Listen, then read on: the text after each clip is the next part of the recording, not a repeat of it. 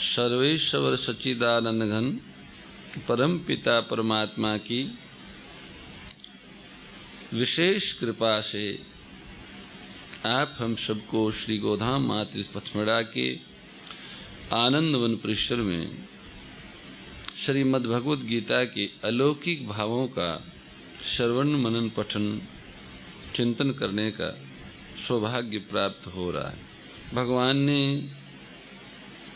अर्जुन की जिज्ञासा करने पर निर्गुण निराकार ब्रह्म और सगुण साकार भगवान की उपासना करने वाले उपासकों में सगुण उपासकों को श्रेष्ठ बताया। इस अध्याय के 12वें अध्याय के प्रारंभ में ही अर्जुन ने जिज्ञासा की थी, एवं सतत युक्ता ये भक्ता स्वाम परिपासते। उसके उत्तर में भगवान ने उन्हें सगुण उपासना श्रेष्ठ बताई अर्जुन को और सगुण उपासना करने की आज्ञा दी। वह दूसरे श्लोक से लेके 12वें श्लोक तक सगुण उपासना के अंतर्गत भगवान के 8वें से 11वें श्लोक का अपनी प्राप्ति के 4 साधन बताए।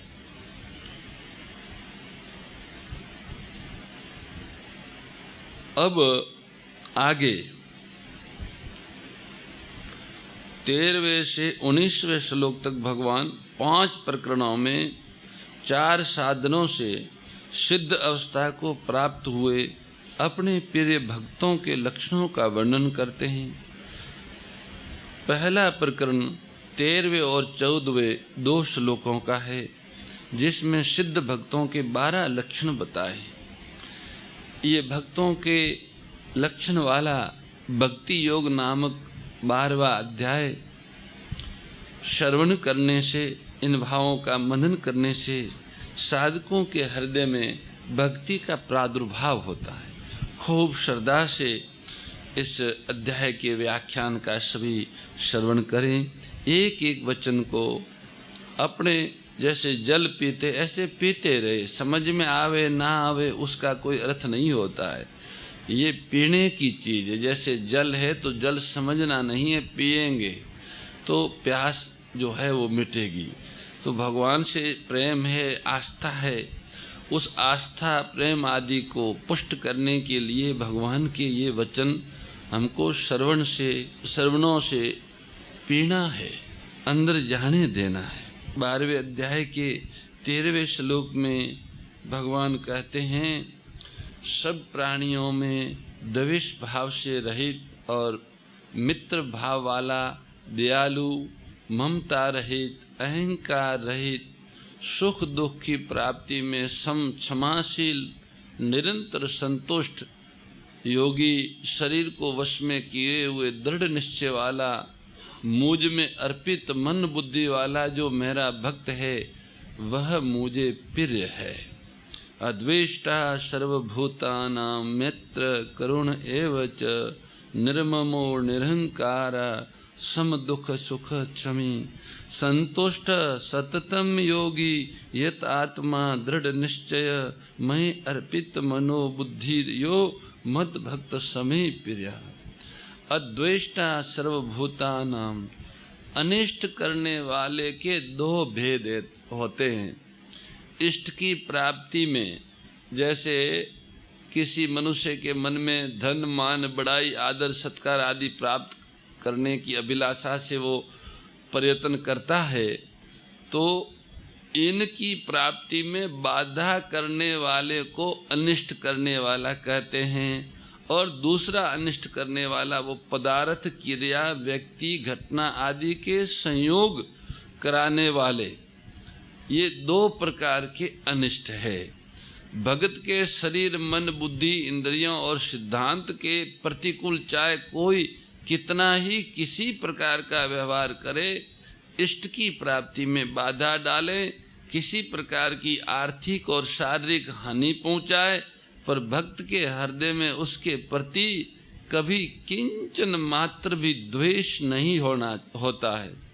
कारण कि वह प्राणी मात्र में अपने प्रभु को ही व्याप्त देखता है। ऐसी स्थिति में वह विरोध करे तो किससे करे? अद्वेष्टा, किसी से द्वेष नहीं, किसी से विरोध नहीं। निज प्रभु मैं देख ही जगत कैसन करहि विरोध। अपने भगवान के अंतर्गत सारे जगत को देखते हैं, अपने प्रभु सब में व्याप्त है, तो फिर किससे विरोध करे? इतना ही नहीं, वह तो अनिष्ट करने वालों की भी सब क्रियाओं को भगवान का कृपा पूर्वक मंगलमय विधान ही मानता है। अगर कोई उनके साथ लौकिक दृष्टि से लौकिक और पारमार्थिक साधन में कोई बाधा भी डालता है किसी तरह से, तो वो बाधा उस व्यक्ति के द्वारा डाली हुई वो नहीं मानता, वो अपने इष्ट के द्वारा भेजा हुआ मंगलमय विधान स्वरूप प्रसाद मानता है। उस बाधा में भी उसका कोई मंगल होगा ऐसा वो मानता है, क्योंकि उनका भगवान उनके लिए जो कुछ करता है वो मंगल ही मंगल करता है। और जो कुछ उनके सामने होता है, उनके साथ होता है, भक्त के साथ, वो भगवान ही करता है, दूसरा कोई कुछ कर ही नहीं सकता।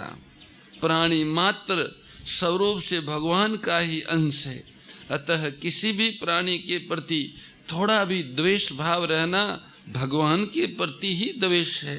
इसलिए किसी प्राणी के प्रति द्वेष रहते हुए भगवान से अभिन्नता तथा अनन्य प्रेम नहीं हो सकता।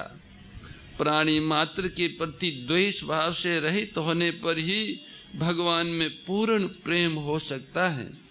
इसलिए भक्त में प्राणी मात्र के प्रति द्वेष का सर्वथा अभाव होता है।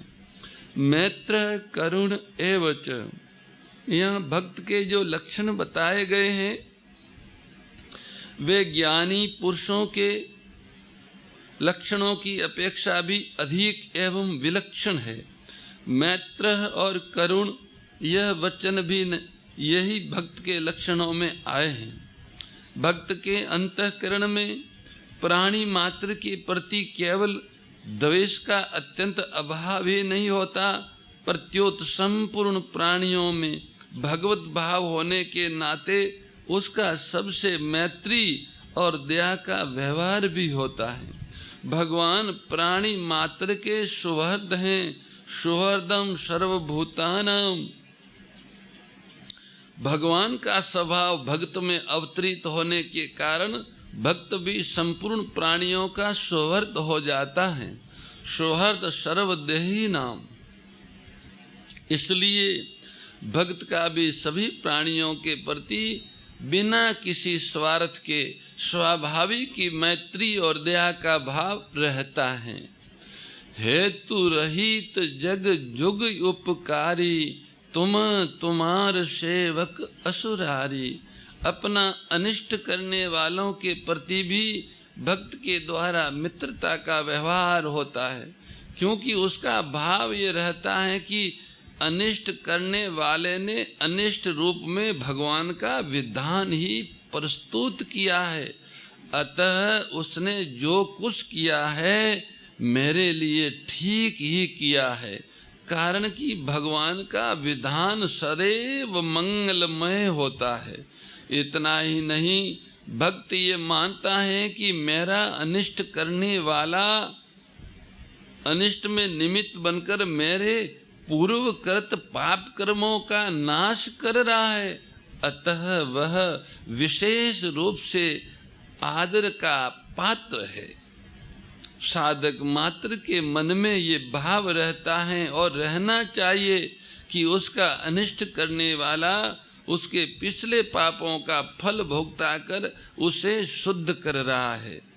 जब सामान्य साधक में भी अनिष्ट करने वाले के प्रति मैत्री और करुणा का भाव रहता है, फिर सिद्ध भक्त का तो कहना ही क्या है।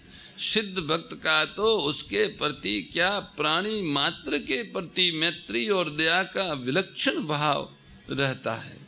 पातंजलि योग दर्शन में चित्त शुद्धि के 4 हेतु बताए गए हैं। सुखियों के प्रति मैत्री, दुखियों के प्रति करुणा, पुण्य आत्माओं के प्रति मुदिता, प्रसन्नता और पाप आत्माओं के प्रति उपेक्षा के भाव से चित्त में निर्मलता आती है। परंतु भगवान ने इन चारों हेतुओं को दो भागों में ही कर दिया, मैत्र च करुणा। भाव यह है कि सिद्ध भक्त का सुखियों और पुण्यात्माओं के प्रति मैत्री का भाव तथा दुखियों और पापात्माओं के प्रति करुणा का भाव रहता है।